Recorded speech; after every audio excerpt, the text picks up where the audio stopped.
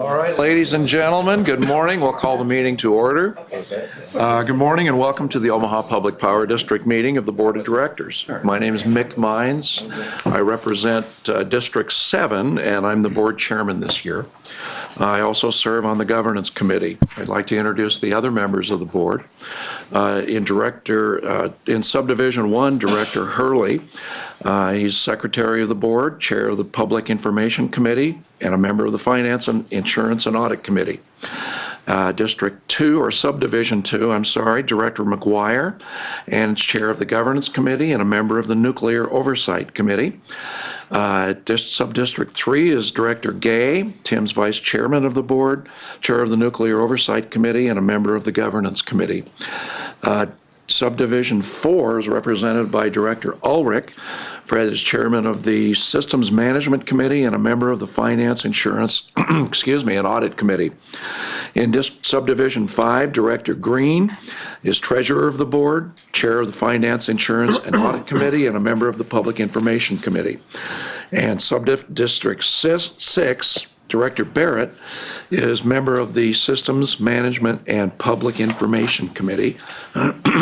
Excuse me. And finally, Subdivision 8, Director Kavanaugh. Mike is a member of the Nuclear Oversight and Systems Management Committees. To my left, President and CEO, Mr. Burke, and our Corporate Secretary, Ms. Tracy, is on my far right. We have a couple housekeeping items I'd like to attend to. First of all, you've been provided with the agenda and participation in this meeting. Please turn off your cell phones or silence them. This meeting's being streamed live on OPPD, so you are on the record when you speak. Following discussion of each agenda item, I'll ask for public testimony before we vote on the matter. Please approach the microphone, state your name and address.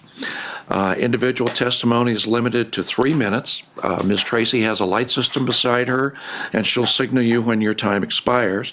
Focus your testimony on the matter at hand and direct your comments to me, not other board members, not our management team. If you have written materials for the board, please hand them to Ms. Tracy. With that, Tim, would you give us the safety briefing? Sure, absolutely. Obviously, most of you came in through one of two entrances, to the back right and to the left. If we need to exit this room, we would use those exits. Obviously, if we need to exit the building, we would actually exit on the 17th Street side straight through the cafeteria, and then we would exit out on 17th Street, less stairs for us to maneuver. In the event we could not do that, we would exit on the 16th Street side. We would go down the steps. We would ask you to use your 3-point touch, which is 1 hand on the railing and 2 feet on the ground. And so if you ever hear an OPPD person ask you to use your 3-point touch and grab the railing, we would encourage you to do that for safety reasons. In the event of a fire, do not use the elevator, and there is a fire extinguisher right through these doors and just right around the corner there on the wall. There's also one in the kitchenette as well. In the event of an emergency, Rod, could I have you call 911? I would appreciate that. And if there's a medical condition, please write it down or tell your neighbor. Is anybody here certified in the use of an AED or in CPR? Just raise your hand if you would. We have several in the room, so appreciate that. And with that, I will turn it back over to you. Thank you. Ms. Tracy, call the roll. Barrett. Present. Kavanaugh. Here. Gay. Here. Green. Here. Hurley. Here. McGuire. Here. Mines. Here. Ulrich. Here. Agenda item number 3, notice of the time and place of this meeting was publicized by notifying the area news media, by publicizing same in the Omaha World Herald and outlets, by displaying such notice on the arcade level of Energy Plaza since April 5th, 2016, and by mailing such notice to each of the district's directors on that same date. A copy of the proposed agenda for this meeting has been maintained on a current basis and is readily available for public inspection in the office of the district's corporate secretary. Additionally, a copy of the open meetings law is available for inspection in the public meeting book located in this meeting room. Agenda item number 4, approval of the February 2016 Comprehensive Financial and Operating Report, the March 10th, 2016 Board Meeting Minutes, and the April 14th, 2016 agenda. So moved. Second. Barrett. Yes. Kavanaugh. Yes. Gay. Yes. Green. Yes. Hurley.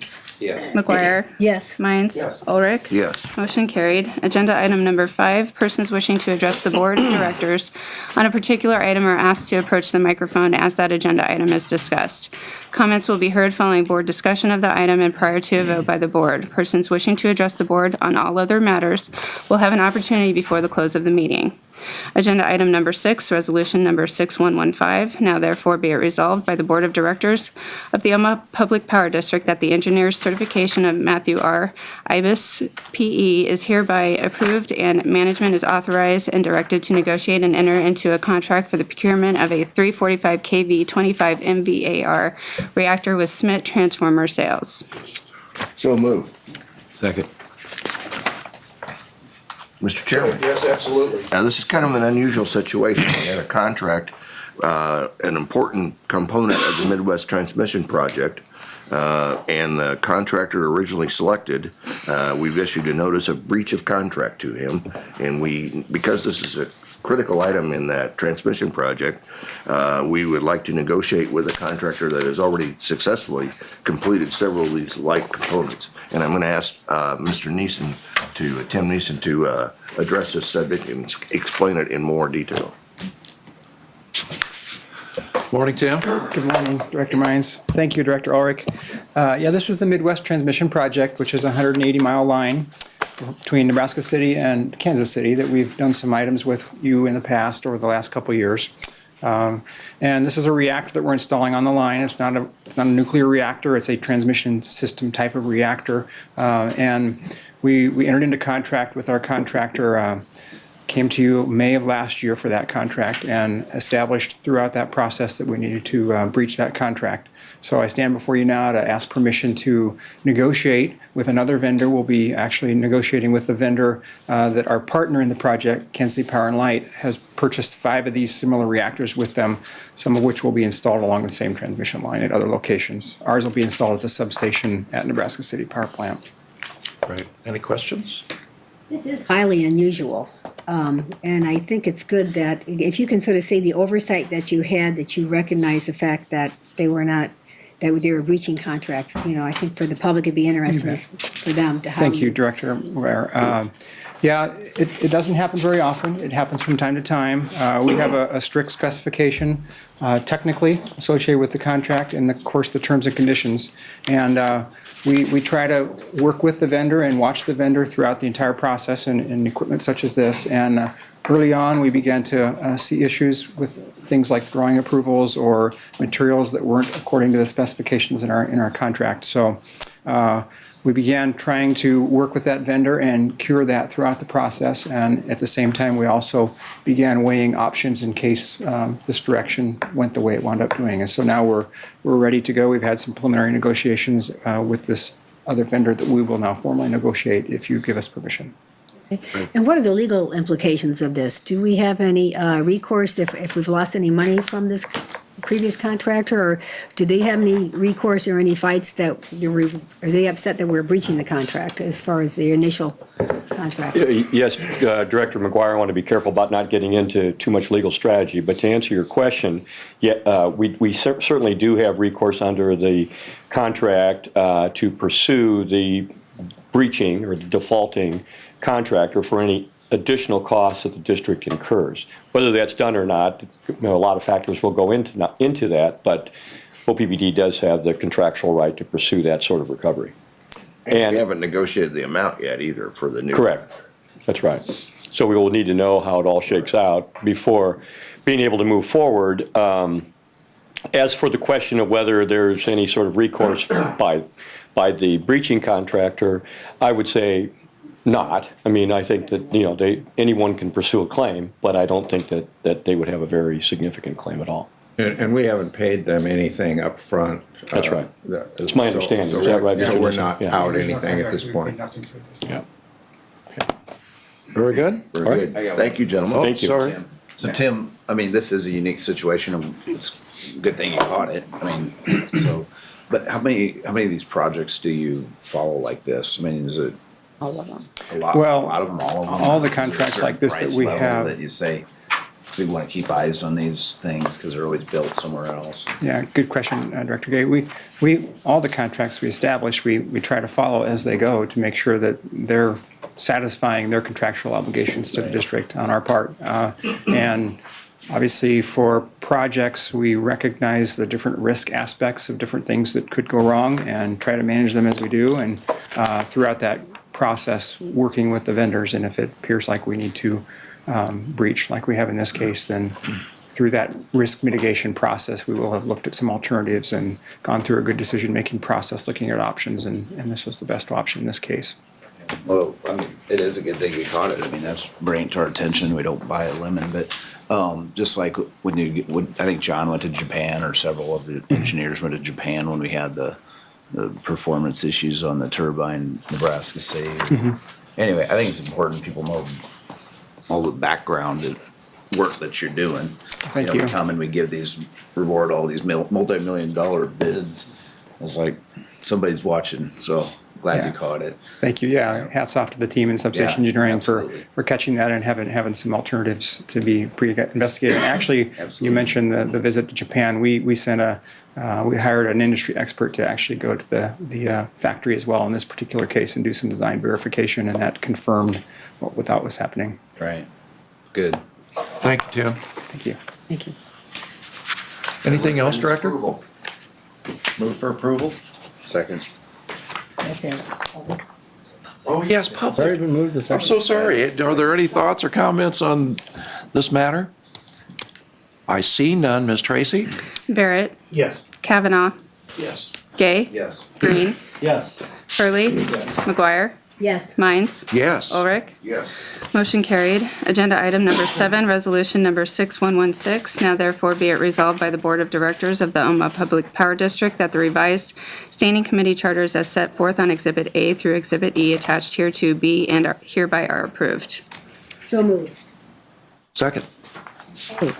Last year, the board adopted a comprehensive set of board policies, which will and have already provided some clear direction and guidance to management. Now, we want to ensure that we have appropriate oversight and accountability for all of these policies, and also that they are reviewed. So to do this, we already have our own committees, and we have committee charters. Mrs. Tracy, with much time and effort, has incorporated all of these policies into each specific committee. So we will be, what we want to do today is just approve these new charters, revised, that would include the policies. This is like the final step. This is it. Icing The on the final cake. step in making sure that we have accountability and ensure that these policies are followed and reviewed, and we can change them.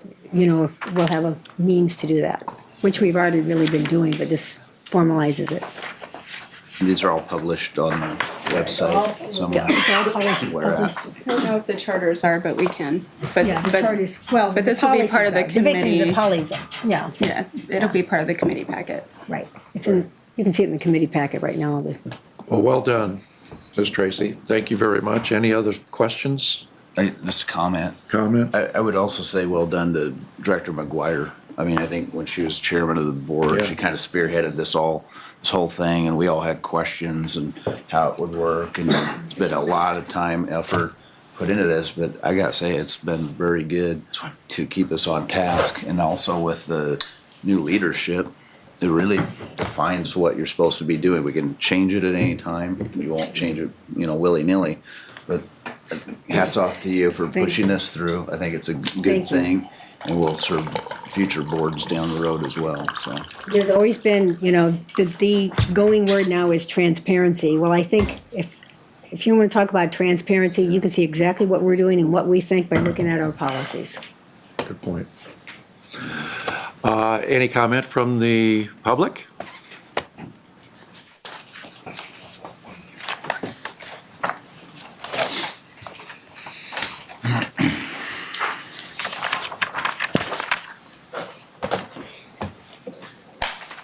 Laverne Trey on 4819 Chicago. Does this have to do with the guidelines for public participation? Or is that what you're discussing right now? I'm sorry, I couldn't hear you, Lauren. That's because this is too low.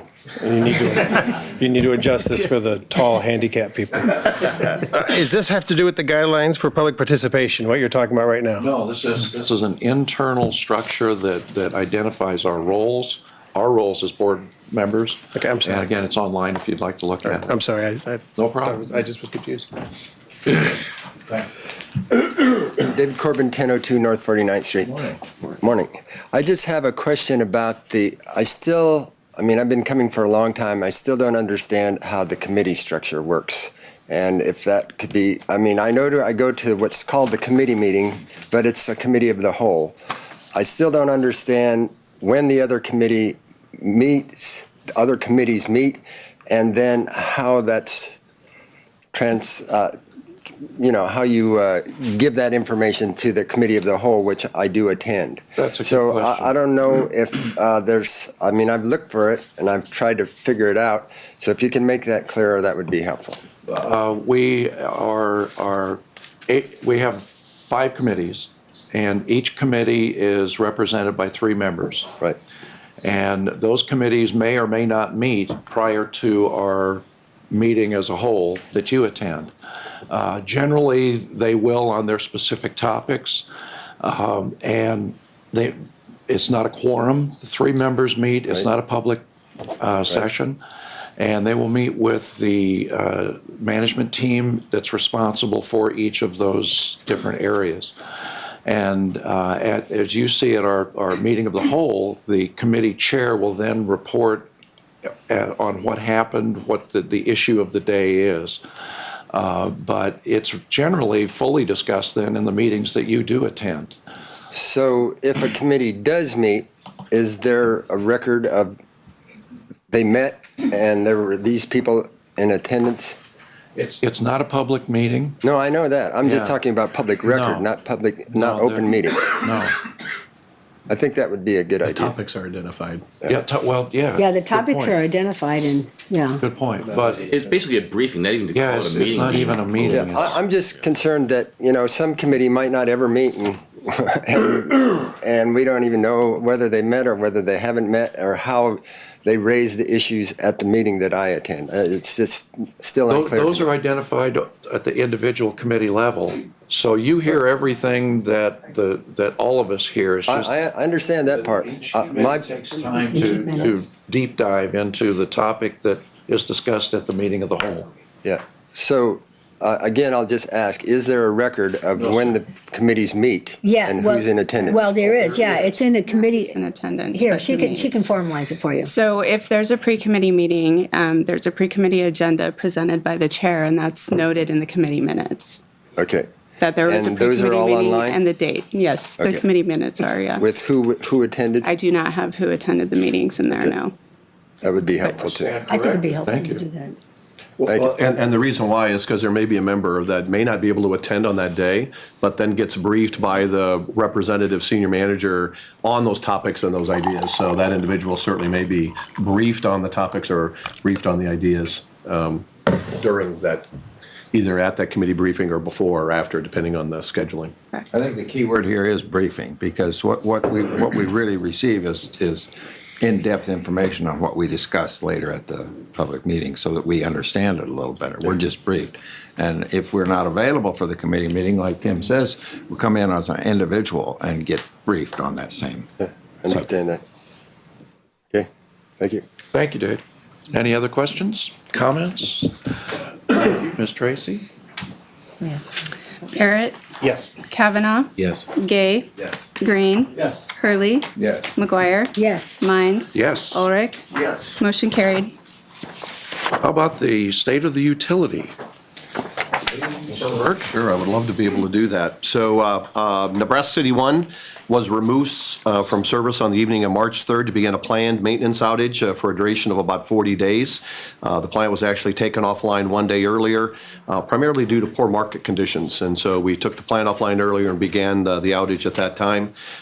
It remains on schedule to return to service, I believe, today, maybe yesterday. Probably Friday. Friday, so probably Friday, update to these notes. Nebraska City 2 remained in service for the entire month of March, and it has been in consecutive service for 120 days as of the end of the month of March. Nebraska City 2 cycled much more than typical, again, primarily due to market conditions. You'll hear that kind of repeated over the course of time. And the capacity factor for Nebraska City 2 was 76.9%. And that'll just give you a comparison of some of the other conversations that I'm going to have on our generation portfolio. North Omaha Unit 2 came offline for the final time on March 17th. It was retired after 59 years of operation.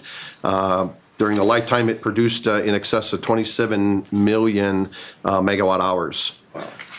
Unit 1 also came online as of yesterday, came offline from generating coal as of yesterday.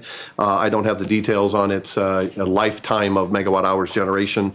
And Unit 3 came offline for the final time on March 24th. It's now available for gas, and we're going to keep it on gas until October, at the end of October 2016 for capacity reasons at this point in time. And certainly over the summer, we want to have that availability. So Unit 1, 2, and 3 are off generating coal as we previously identified, the board approved in our future generation plan. So we're living up to our commitments of that future generation plan that we spoke of.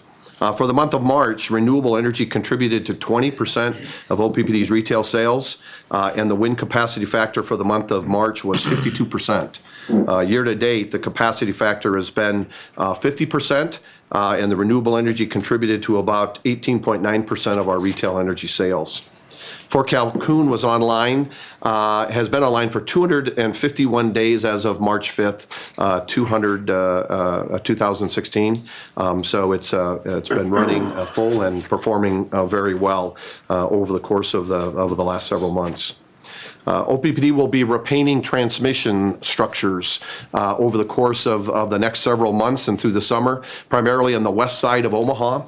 So we'll be doing some communication about that, and certainly if you see our trucks there or our contractors there painting some of our transmission structures, it's really meant to provide a better visual quality, but also improve the life of the structures themselves. So if you see Mr. Nissen or Mr. Ives painting structures, that's what they're doing over the course of the next several months. That'll be the day.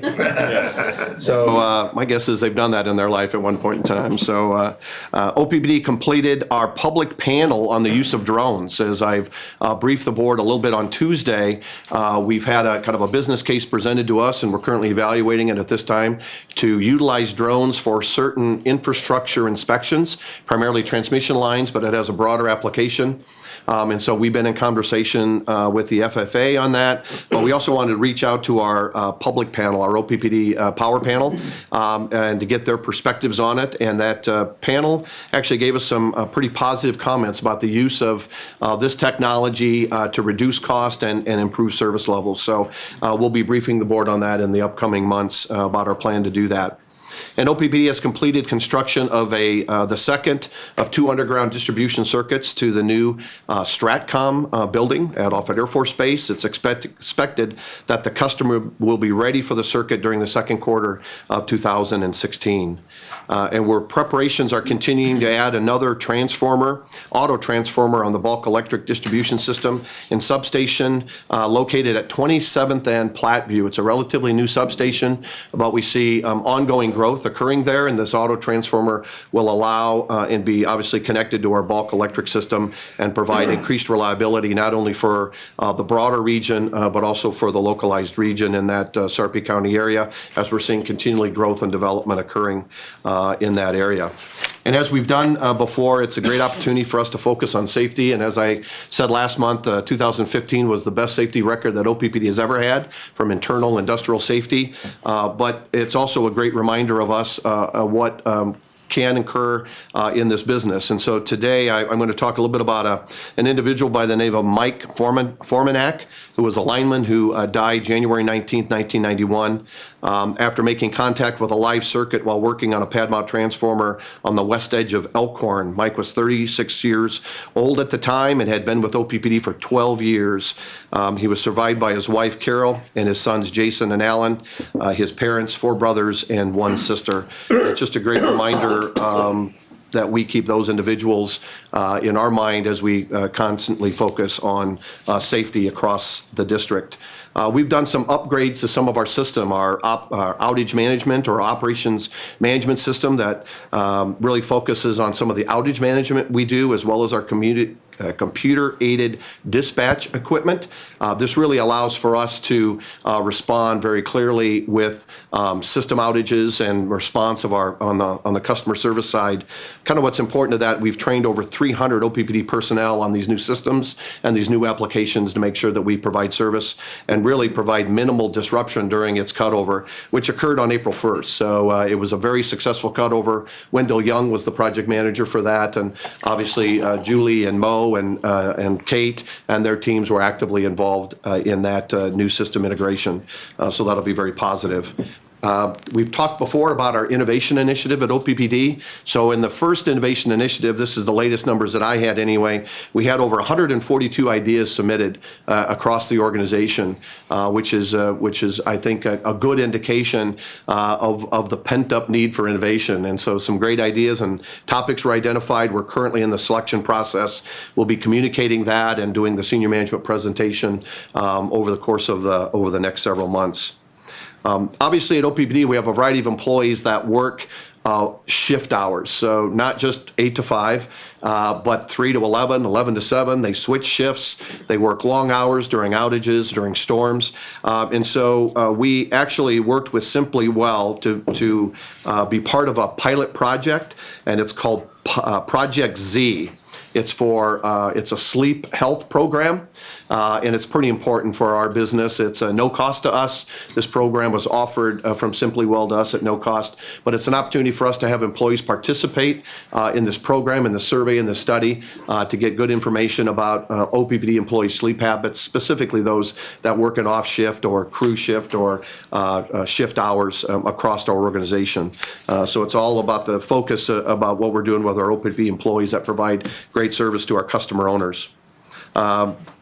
This month, or the month of March anyway, was Women's History Month. And so our women's, the OPPD Women's Network had a variety of different activities going on. One of those was certainly the Heat the Streets and Walk for Warmth on March 5th, but they also learned how to network like a master from our local Lisa Huff, who's our manager of our risk management on International Women's Day. So I will give Lisa a little hard time about being the master of that, but if you know Lisa, she certainly is the master of networking. No doubt about that. Maurice Kimsey, who is also the president of our African American Network, and Mike Godfrey, who's a manager of our substation and system protection area, our group mentors in the Partnership for Kids program. Maurice and Mike participated in the Partnership for Kids Future Fair on March 15th, where over 200 7th and 8th graders learned about careers at OPPD and other companies. So it's our continual outreach with our local elementary, junior high, and high schools as well. They also participated in the Center for Advanced Professional Studies program called Emerging Technology Career Day at Westside High School. There were over 250 high school students in attendance, and we had 4 individuals that participated. Kia Newby Knight from IT, Sean Moore from Accounting, Moses Fernandez from T&D, and Joyce Cooper from HR attended the event and represented OPPD during that career fair. We also partnered with the Urban League of Nebraska's Boot Camp. This is a camp where they have employees focus on, or program participants focus on customer service. And actually we worked with them. They come in, they learn a little bit about our careers in our customer service area. And it's also a great recruiting opportunity for us where we've recruited folks that have graduated from that boot camp from the Urban League of Nebraska.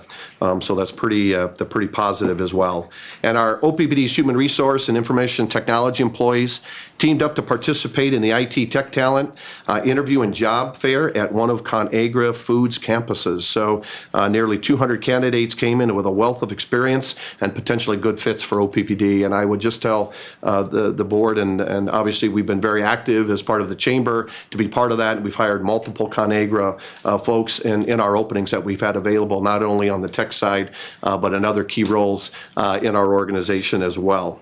And with that, what I would like to do as part of my State of the Utility report is just have Julie Comstock kind of present on the status and the developing work that we're doing on our energy assistance program and our low-use, low-income work as well. So if Julie could do that, I would appreciate it. And then Chairman Mines, I'll turn it back over to you. Thank you. Morning, Julie. Good morning. Thank you, Tim. So this morning, is that going to show up there? Right? Broke it. You can't hear me? Laverne broke it. He pulled it up and No. Andrew, I think you're back there. Is the microphone's on? He says they're on, so. Okay, So well, I will Speak loud. I'll speak loudly. All right, well, this morning I wanted to give an update. When we went through our rate restructuring discussions in the last quarter of last year, we had lots of concerns expressed regarding collections, the impact that rate restructure would have on the low-income, low-usage customers. And out of that process, we developed a low-usage, low-income bill credit, which was a transitional management provided program to our customers. And so during the conversations, when people were expressing concerns, not just about our rate restructure, but they expressed a lot of concerns about the process of energy assistance. And so we have been working, and we committed to coming back by May and providing updates on what we had been doing relative to energy assistance, and specifically with the low usage, low income bill credit program. One of the things that we did do out of this process in the last couple months was we provided a summary to the board on our collections and payment plan guidelines, the criteria for what qualifies for energy assistance. And so we have a fact sheet that provides that information. So today's focus really is going to be about the bill credit program and the activities that have been going on, how we've worked with the agencies, got stakeholder input, and how the customers will see it rolled out. So the program itself, the low usage, low income bill credit program, fits nicely into our SMART Steps, which is our community support portfolio of products and services. And these products and services provide means for educating our customers on general financial management, but specifically to energy management and how that impacts their bills. Along with that, we have our Smart Steps to Energy Savings program, where we are providing additional information on energy efficiency and weatherization, providing kits to customers that qualify for that, and again, additional information and assistance to help them bring their bills down through energy efficiency. And then finally, in that portfolio is our energy assistance program that we have, and we use the Common Fund of the Heartland to administer those funds. That's where we're collecting funds from our customers, and they go into the fund, and that program is administered. Assistance is requested through that common fund process and distributed through that means. And then finally, the bill credit program itself is something that we will be administering internally through OPPD, and it's going to be based, and we've automated the process, so it's based on a qualification process through the low-income heat aid program, LIHEAP, through the state of Nebraska. And I'll talk a little bit more about that later. But the scope of the effort that the team has undertaken, and Sherry Carlson is here, she has managed this effort and worked closely with Judy Martin, which you're all familiar with, who has a lot of contacts in the community with the agencies relative to energy assistance. But we've worked closely with the stakeholders, and then we have a team in corporate marketing communications that's developed the marketing materials. And then, of course, we have a process team that's updating the systems and the processes and the training that we need to have available. On a long-term perspective, once we get the bill credit into place, the scope also includes how do we increase funding for energy assistance. So stepping back to the requirements and what we said we would provide under our low usage, low income bill credit program, this matrix shows the dates in which the service charge increases were going to be going into effect. And then on the third column there, it reflects what credit we said we would provide to customers in the event that their monthly kilowatt hour usage fell below the $600 or 600 kilowatt hour range. And again, that the usage is based upon the impact, the total net impact that it had to customers' bills through the rate restructuring. And we came up with the amounts that will be phased in from $2.50 a month to up to $7.50 and then back down to $5 and then finally phase out in January of 2020 or May of 2020, excuse me. So regarding the qualifications, there were concerns expressed about LIHEAP being our qualifications and mainly around some of the challenges that customers had expressed with their experience when they had went through the qualification process with the state and DHHS. We've worked closely with them, and I'm going to talk a little bit more about that in a minute. But we did evaluate if there were other alternatives for qualifying folks for that. We looked at the Douglas County assessor. We had a conversation with that office regarding could we use homestead tax exemption.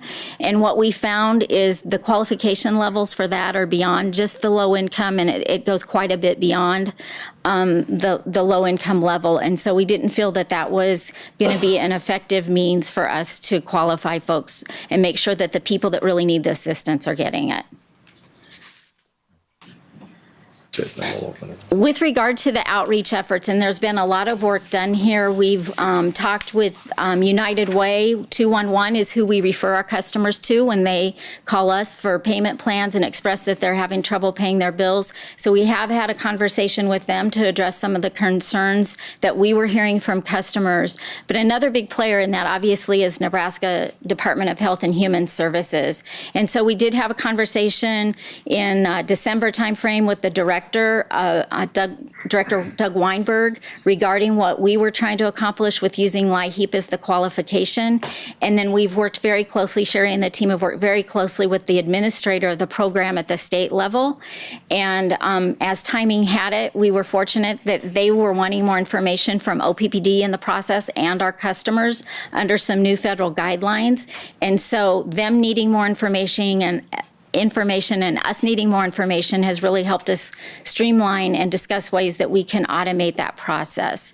So the process will work in that customers can go online on the web to the Department of Health and Human Services website. They can come to our website first, and we have a link over to the state's website. We explain the steps that they need to do on the state's website.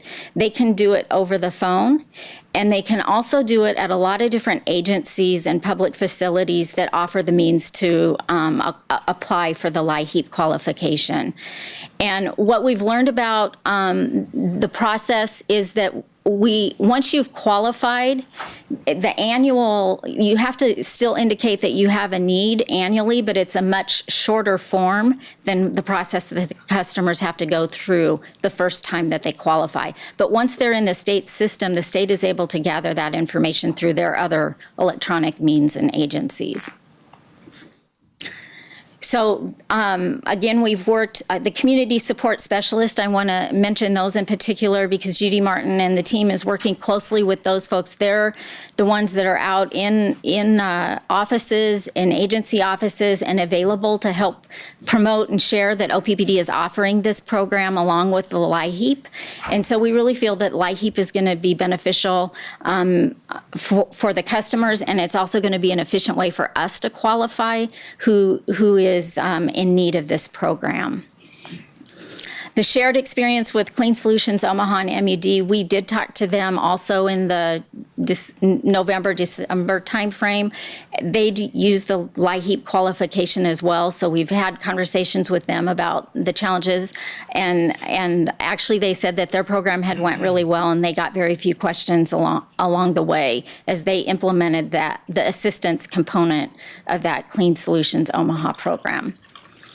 And then partner outreach. This is another place where there's a lot of work going on with all the different agencies that we've worked closely with, certainly the 5 agencies that are within the Common Fund, but also we have a lot, I think I've mentioned before, we have over 200 churches and other agencies that oftentimes will pledge to our customers' accounts. So we're making a point to provide them information, the marketing materials, and how our customers can go apply for the LIHEAP.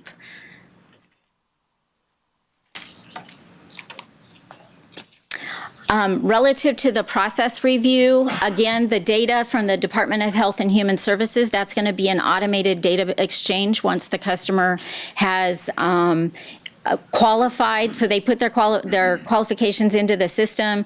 The state's process evaluates if they are indeed qualified. If they are, we'll get an indication that the customer's qualified and code that appropriately in our system. And then when those customers go through billing, the system's going to evaluate, did they use, more than 600 kilowatt hours or less than 600 kilowatt hours? If they qualify for LIHEAP and they're less than the 600, they're going to get the credit. Evaluating various customer billing timing scenarios, that's getting down to customers turning on and off during the time frame, the qualification time frame, that type of thing.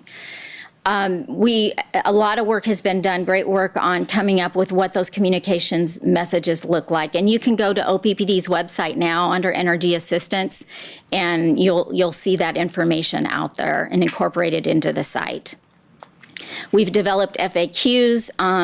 In May, we'll be providing the internal training for our customer service reps, not just for the bill credit program, but also for the rate restructuring. And so we want to make sure that they're well aware, not just of the rate restructure, but for those customers who need assistance, how can we make that an easy process, an effortless process to get them where they need to go to get the assistance that they need.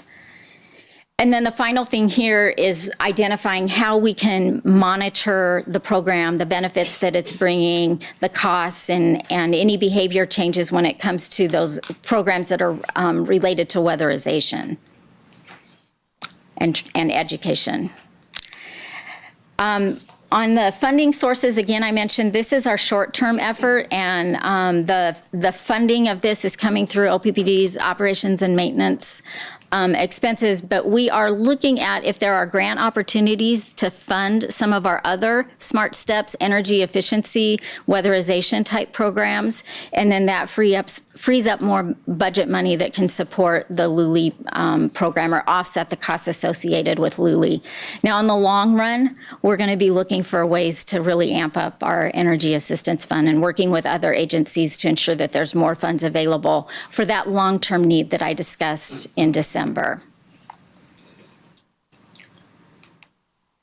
On the marketing and communications plan, it's divided kind of into 3 areas. So we're going to be at public events. We're working through the partners, like I suggested, some of those agencies. They're hosting sometimes our training events. We'll be there with our materials. We're training their folks on how to present the information to our customers. There's some public library education sessions that OPPD does that we'll be there sharing information about it, and then obviously event banners and signs. On the print side, we have brochures, posters, flyers. There will be some direct mail type campaigns to help make people aware of it, and then through bill inserts and outlets will be a primary print mechanism. And I mentioned the website's already updated. We'll use content marketing, social media, just our general ways of making customers aware that we have a program available. That's all I have, so if you have any questions for me. I have a couple. The first one is that a lot of people are already LIHEAP qualified because of the Clean Solutions and MUD. How easy will it be for them just to get that information over to OPPD to, because I think that would be really easy if that's communicated and. Yeah, so that's where we think that we're going to see a big benefit from our work with the state and the LIHEAP process. So we may have customers that are qualified, like you said, and they're getting assistance on their MUD bill, for which we don't know that they're getting LIHEAP. We only know about the 12,000 or so that got LIHEAP assistance credited to their OPPD bill. And so the state's database has all that information in it, whether they're MUD or perhaps they're propane if they're in our rural areas. All of that customer data will come to us. If it's one of our customers, we'll get the LIHEAP coding from them. And then do you have an estimate of how many people will be qualified? Because not every low-income person is going to qualify for this, but they actually may have an advantage for them because they utilize more energy than 600. Correct. or I think 1,000. if I remember back to our December, we estimated that 18% of our low-income households would have low usage, or maybe I said that the wrong way. The low usage were low income, 18%. And I think the low usage was about 45,000 of our customers, somewhere in that range. Sherry, do you recall? 6,000 for LIHEAP. Pardon? It's in the 6,000. It's 6,000 for LIHEAP, excuse me. That are also LIHEAP qualified as well as using less than 600 kWh a month. That's our Okay, current estimate right now. it's about 6,000 people. Okay. And this will go month to month. If they were in the summer would utilize 1,200 kilowatts, what would happen? They would not get any. They would assistance? not get the, Because they actually will have an energy usage lowered, right? How- right, explain so that. the, okay, so, Forget about that. right, There is the a- offset on the there's an kilowatt hour offset on the charge. kilowatt hour charge. So in the rate restructure, the fixed cost is going up. That service charge element on the customer's bill will go up, but the per kilowatt hour charge is going to be coming down. So when you use more energy, you're paying less per kilowatt hour. So folks that use a lot of energy will see a reduction in their bill if they're over the average, our average residential customers' usage level. So if they're over the 600, it may be flat on their bill, the impact of the service charge, but if they're well over, if they're in the 1,200, 1,500 kilowatt hour range, there would be a slight reduction on the kilowatt hour portion of their bill, the energy charge. Okay. On the longer-term solutions, where are we on those in terms of determining whether the cost of providing electricity to an apartment is the same or less than it is to provide to residential service? And then also some type of standby rate for solar. If I could, Edward, would you mind addressing that? Were you paying attention?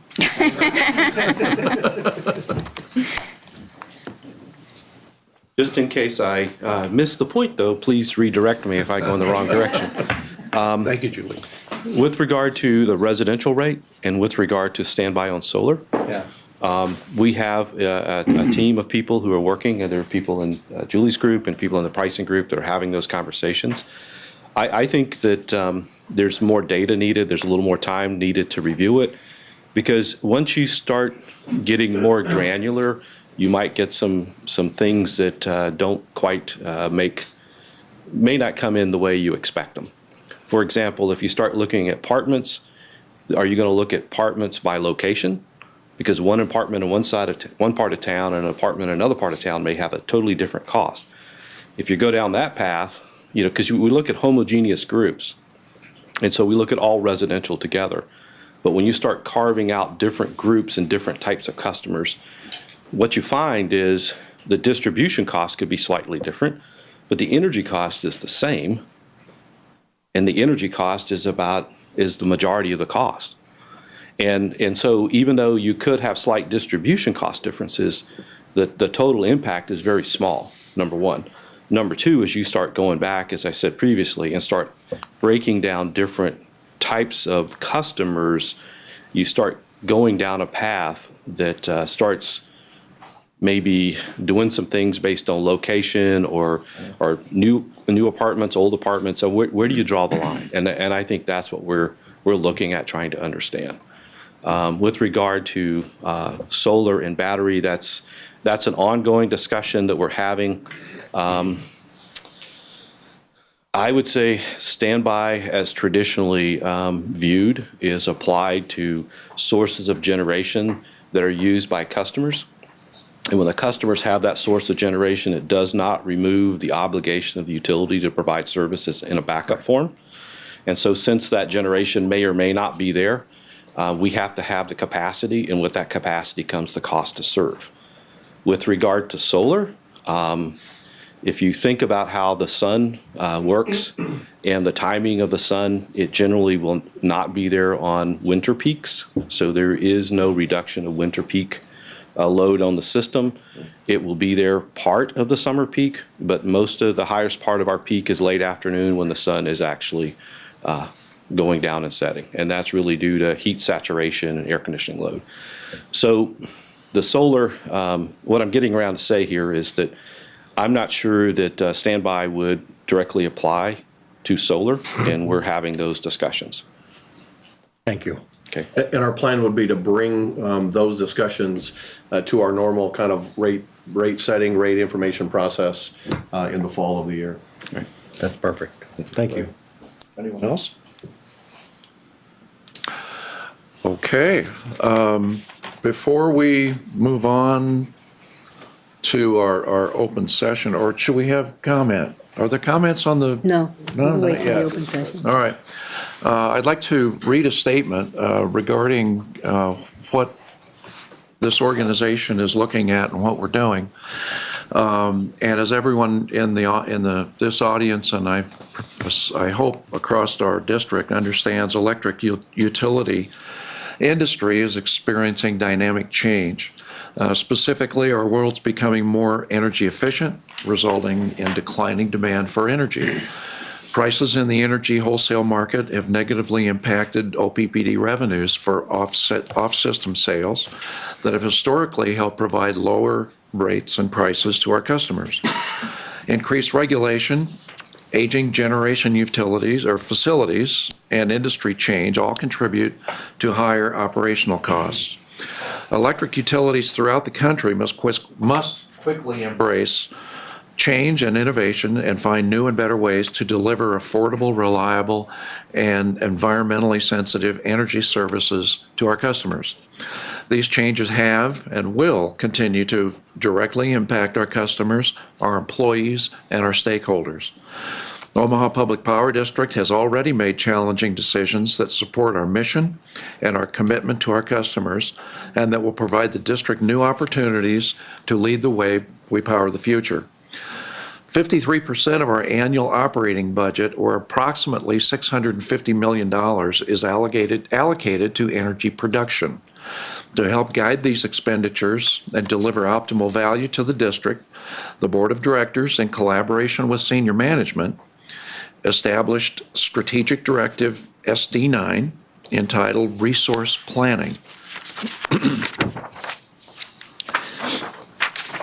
There we go. Specifically, SD9 says the board recognizes that the district must adapt to the rapidly changing electric utility business environment. For 9 months, an OPPD team has worked diligently on a long-term resource plan. They studied the economics of our generation facilities, the impact of the imminent Clean Power Plan, and began to assess implications for our integrated resource plan. The team's work has provided the resources and analytical capacity to assess OPPD's integrated resource portfolio, or our supply and demand portfolio, to ensure reliable, competitive, cost-efficient, and environmentally sensitive service to our customers. To attain this goal, OPPD shall periodically evaluate the strategic and integrated resource plan. That's OPPD's mix of generation assets, demand-side management programs, purchase power agreements, and renewable energy resources. We will use multiple scenarios to evaluate the risks posed by varying future assumptions, such as, but not limited to, costs, economic growth, regulations, and emerging technologies. We will also ensure that any integrated resource strategic plan supports and aligns with OPPD's strategic directives. Since 2014, OPPD has undertaken initiatives to optimize our portfolio, including, but not limited to, acquisition of an additional 400 megawatts of wind generation, which by 2018 will lead to more than 30% of OPPD's energy coming from renewable sources. This year, OPPD currently plans to retire coal-powered, as we heard today, North Omaha stations 1, 2, and 3, and install additional emission controls on North Omaha units 4 and 5 and Nebraska City unit number 1. In 2023, we currently plan to transition North Omaha units 4 and 5 from coal to natural gas. We also plan to reduce the system-wide electric load by 300 megawatts through new and existing demand-side management programs that allow customers to reduce power usage during times of peak demand. During this during the April 14, 2016 board committee meeting in support of Strategic Directive 9, we request that OPPD provide the Board of Directors a current status on resource planning efforts, potential scenarios on the draft resource portfolio, and a recommendation to ensure OPPD achieves our mission over the next 20 years. Thank you. All right. Having said that, and if there are no other comments or questions from the board, I would open it to... Chairman, I have one comment. Yes. This is, you may have seen this recently, but in the Omaha World Herald, there was an article on Dave Newell, and some of you may have seen him or know of him. He's suffering from ALS, which is an insidious disease that it slowly kills the body, but it keeps the mind. So you have your faculties, but you don't have movement, and I think there's a great deal of pain associated with it, and it's kind of just a long goodbye. But I just wanted to give a tip of the hat to Dave, who I've known for about 26 years, and he's always been a great public servant, and he's always cared about the environment, and he was always willing to work hard and stick his neck out. So if any of you know him out there, and I just wish him the best, and he always cared about people. So that's the only statement I'd like to say. Well done. Well done, yeah. Thank you. Anyone from the audience have what you wish to address us?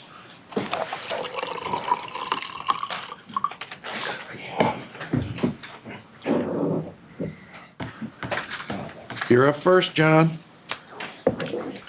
John Pollock, 1412 North 35th Street, Omaha. I continue to request that the State of the Utility Report also include a section on how many power shutoffs have been conducted to apparently occupied residences. I would like to commend you for looking into starting to study the effects on shift workers. Having been a shift worker for 31 years on rotating shifts, I know it has an effect both on your quality of life and job performance. I'm glad you're looking into that. As far as the weather goes, we are in a pattern that's going to become stuck. There's a large amount of jet stream energy that's currently entering the West Coast. However, it's going to form a large eddy and gradually weaken over the Great Basin region with only very slow eastward movement in the next week as it weakens.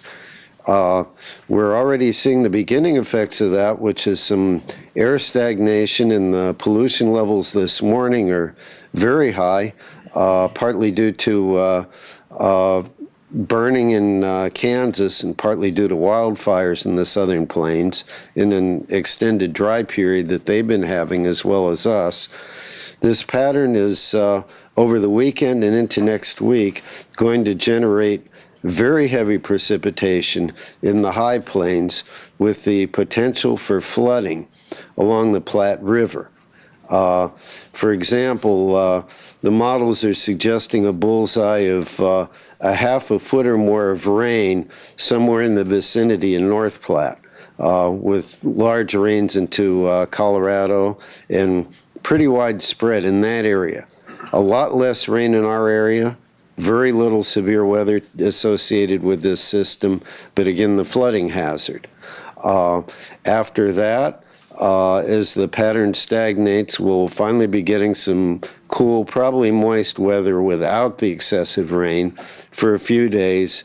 And the next change toward a more active jet stream, possibly stronger thunderstorms, severe weather would not occur for at least another week. So we'd be talking at earliest the weekend following this one into the following week.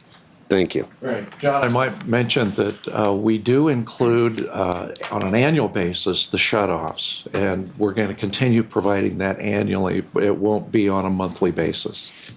Okay, the monthly basis would say a lot more about what's happening during the cold season and the warm season. So I would still appreciate that information. But it's a snapshot in time, and we're going to continue to do it annual so we can see generally on an extended basis what those results are. Thank you. Thank you. Good morning. Morning. Nick Taverdi, 5124 Jackson Street. I'm a born and raised Omahan. I'm currently going to Creighton University. I'm a senior sustainable energy major. And so as a student, I'm eager to learn and kind of figure out a lot more of what energy use and production and decision making entails. And so this is my first public board hearing that I've really ever been to, and it's exciting. And thank you for being professional and having this well structured and open to the public. I just had a few questions kind of about the basis and goals for progress within renewable energy. Like I said, I'm a sustainable energy major, and I'm learning a lot in my classes about best practices for energy implementation. I'm not an expert just yet. I'm graduating in December, hoping to get graduate schooling further in the future. But I noticed that there's an effort for affordable and reliable energy, and I'm aware that there is an emerging market and growing infrastructure within the natural gas implementation. I looked last night, in fact, at goals that OPPD has for kind of the energy portfolio. And right now, by 2018, I think it was 3% would be natural gas, and that's going to grow to about 25-30% by 2033. But I also was taking a close note on particularly just renewables as it is, because I think it's it's a matter of fact that natural gas is not a renewable resource. It is something that it is an extraction resource where we cannot replenish it over time, in our human lifetime, that is. And so I'm learning about implementing solar, wind in scales which it can be reliable and affordable. And I noticed that this was kind of shocking to me was it'll be about a third of OPPD's energy production. And I noticed from 33% it went to 32% over 2018, 2025, and then 2033. Thank you. I just wanted to know why it is that renewables aren't being pushed to, in the near future, to be even half or more. That's a long conversation. Right. Yeah, and I can imagine. Following this hearing, we're going to plug you in with someone else. Perfect. I'd like to compliment you on coming forward and great presentation. Thank you very much. And I'd like President Burke to address a couple of your issues. Awesome. Yeah, thank you. This time is perfect with resource Thank planning. Jesus.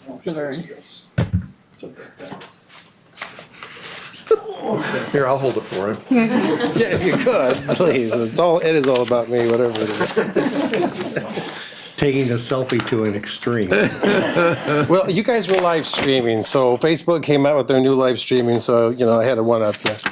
It's a media thing. All right. Okay, my name is Laverne Drain, 4819 Chicago. I have two missions today. To raise awareness of yet another hidden danger lurking in the shadows of the Fort Calhoun nuclear power plant, and to insist that OPPD halt storage of nuclear waste in concrete casts until we can be assured that the materials that they are made of can withstand the effects of radiation. Recent studies from UCLA's engineering department have shown degradation of component materials of concrete due to radiation. Concrete had been thought to be immune to the effects of radiation. However, a UCLA team led by Gauvain Sant, Associate Professor of Civil and Environmental Engineering, recently showed that the materials calcite and quartz, which often form mineral aggregates in concrete, can be significantly damaged by radiation in the form of neutrons. Specifically, radiation alters the atomic structure of such materials, which reduces their chemical durability and can lead to an expansion in volume. Such effects may reduce the durability of the concrete and compromise its structural integrity. It is important to understand how materials and components used in power plant construction may degrade and at what rates. Sant said. Other team members include UCLA researchers from Arizona State University, Oak Ridge National Laboratory in Tennessee, the National Institutes for Standard and Technology, the Idaho National Laboratory, the Electric Power Research Institute based in North Carolina, and Headwards Resources. The research is supported by a $1 million 3-year Department of Energy grant, and it is intended to create a suite of prediction tools to establish the physical and chemical manifestation of radiation damage to concrete. These studies and tools will help OPPD understand and predict and address potential concerns regarding nuclear plant operations and safety and licensing. I insist that you halt all new storage of nuclear waste in your current concrete cast and not resume until the concrete studies are complete, until you have prediction tools needed to determine the effects of radiation damage to the concrete. This makes me greatly concerned about Fort Calhoun's concrete dome. This concrete is the oldest and radiated the longest. I strongly suggest OPPD cease making nuclear waste and begin the process of decommissioning. Thank you. Thank you. There you go. Don't forget your phone. Oh, he wants to hit. No, leave it there. Go to it. Do you have time? Don't you still have time? No. Oh, do I? Oh, I'm sorry. Well, You're next. I took speech writing class. I got my things down in 3 minutes. Charles Ostick, 420 South 38th Street, 420B. I cede my time to Mr. Laverne Tran. That here. We don't No, do that. sir. So you don't accommodate handicapped people then? No. So if a handicapped person couldn't speak, for an example, I could not read a speech from them, is what you're telling me? So you do not cater to handicapped people? Is that what you're saying, sir? All right. You're up next. Dave. Okay. We'll make a note of that you do not cater to anybody who might be handicapped. You're not handicapped, sir. No, he is, sir. Well, okay. He has ceded this time to me because he doesn't feel like he can perform the task, and he's asked me to do it. No, thanks. All right, we'll make sure that this goes to the handicapped people. Put that on us. You No. can submit your speech. No, we're gonna make sure that the handicapped people find out that you do not cater to handicapped people. Okay, thank you. Dave, you're next. Or you can use your 3 minutes. I just wanted to say I don't have any particular comments because I wasn't paying attention, actually. I know. Thank you. Thank you. But I'd suggest maybe you have some entertainment agenda items interspersed. You got to liven this up, you know. Thank you. Thanks, Charlie. You need ratings. Thank you. Dave, good morning. Morning, David Corbin, 1002 North 49th Street. First, I'd like to publicly thank President Burke for coming to my energy policy class at Creighton. You've already heard from one student. There's 2 other of those students in attendance here today. Our next generation of energy. I wanted to comment just a little bit on the low income. There are some good models out there for solar for low income. One of them is actually called lowincomesolar.org, and it has a whole policy about how you can assist low-income homes and where money is available and how you can either do it by single residence or community solar. And so there are excellent opportunities out there if you're trying to look at ways to deal with low income. on a long term rather than a month to month. I am a little concerned that if somebody goes over 600, then they don't get there should be some kind of an average there, because it's hard to say, well, every month you've got to be under 600 or you don't get your money back. Related to that is the Green Power Fund, which we've been talking about for a long time. We've been told that we're going to find out how the new uses of that. We're still waiting. I think there's opportunity. We've talked in the past about Sienna Francis House. Sienna Francis House now is on a major fundraising campaign for a new building, and so this would be an excellent opportunity from the very planning stage to say, how could we help those people who are paying a lot in utilities to make their new building have energy efficiency and solar. I think would be an excellent opportunity to use for the Green Fund. Like I said, we've been waiting for the new Green Fund rollout for over a year, and so we'd like to see that. Thank you. Thank you, Dave.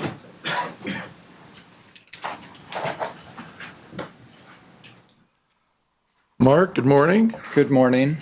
I still don't think, this is either not on or the speakers aren't on, in my humble opinion, but I don't know for sure. I was wondering a few things, created some questions that I've asked in writing, and a new one today. Oh, my name's Mark Welsh, 5611 Howard Street. How are you going to measure the success of your LIHEAP process? Will the process of your LIHEAP recruitment report on the number and percent of the people who probably qualify, and what percentage of those actually get signed up because of your process? I think that measuring is a very important step in this process. As new rates are implemented on June 1st, because of a previous vote, for 4 rate structures that will have higher monthly service charges going into effect, will those new rates be approved by this board, or when will a report be given to the board explaining how the new rates were calculated and what are those new rates?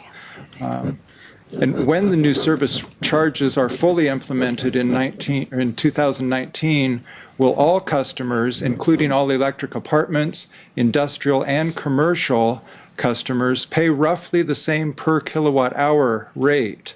If I remember correctly, during the meetings leading up to the December adoption of the new monthly rates, someone at OPPD said that the industrial and commercial rates had already been adjusted, so their monthly charges already cover their fixed costs. So if that's true, and the industrial and commercial rates are being charged this equity, why are their per kilowatt hour rates quite different? They're 8.69 cents per kilowatt for commercial, 42% higher than the 6.12 for industrial. To be fair, and so that one group isn't subsidizing another for generating this power, shouldn't those 2 per kilowatt hour rates be the same? And something else that's brand new to me is waste management talking with somebody at OPPD about extracting methane from the landfill, because they want to put all the grass, and have been putting all grass and yard waste into the landfill, which is going to generate huge amount of methane, which is a greenhouse gas, and I think if at all possible, OPPD should be trapping it and burning it, because carbon dioxide isn't as dangerous to our 30 atmosphere seconds. and our climate change process as is carbon dioxide. Thank you. Thank you, Mark. By the way, after the meeting, would you contact Edward? And Sure. he can answer some of your questions. Okay. Thank you. Good morning. Morning. My name's Alan Lavoca. I live at 3719 Hamilton. I'm involved with OTOC, Omaha Together One Community, and I wanted to make everyone aware that OTOC is hosting a candidate forum for 5 of the candidates for OPPD Subdistrict 5 on Monday, April 18th. That's this Monday. I know that both the board and management are in a constant quest for new ideas, And this might be an opportunity to see what these 5 people think and to gauge a reaction from the public on those possibilities.